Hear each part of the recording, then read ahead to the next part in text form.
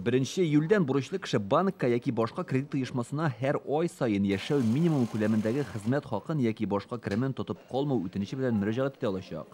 Моңа кадәр ул суд приставына мөрәҗәгать итеп кенә үз акчасын саклап калырга мөмкин иде.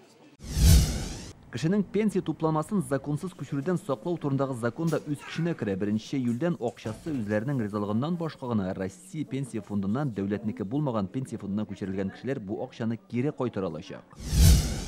1 июльдән татарстанлылар дача амнистиясеннән файдалана ала. Аның ярдәмендә йорт төзелгән кишәрлекләрне бушлай шәхси милеккә рәсмиләштереп була.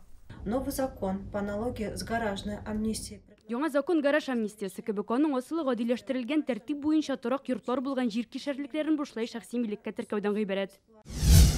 Паспортны рәсмиләштерү вакыты кими. Хәзер Эчке эшләр министрлыгы органнары кешедән яки күп функцияле үзәктән документлар алганнан соң 5 көн эчендә бу эшне башкарып куярга тиеш. Яшәү урыны буенча теркәү дә гадиләштерелә. Әлеге мәсьәләне муниципаль районның яки шәһәрнең теләсә кайсы теркәү органында хәл итеп булачак.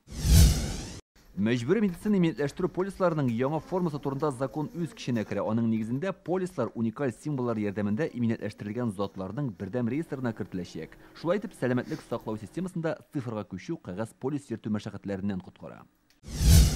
Россиянең 4 субъектында Мәскәү өлкәсе, Калуга өлкәләрендә шул исәптән Татарстанда яңа махсус салым режимын кертү буенча тәҗрибә башлана. Бу төбәкләрдә теркәлгән оешмалар һәм хусусый эшмәкәрләр салым алуның автоматлаштырылган гади системасын куллана алачак. Самозанятылар катнашалар, әгәр дә менә аларның инде хәзер алар бит безнең керемнәре аларның 2 миллионнан да 400 меңнән күбрәк булмаска тиеш ел буена име. Аларның менә шундый керемнәре артса инде җылга аларга менә бу режим бик уңайлы. Яңа салым режимы буенча салым органнарына декларация тапшырылмый. Эксперимент 2027 елның 31 декабрендә төгәлләнәчәк. Илдар Сафиуллин, Яңа Гасыр каналы.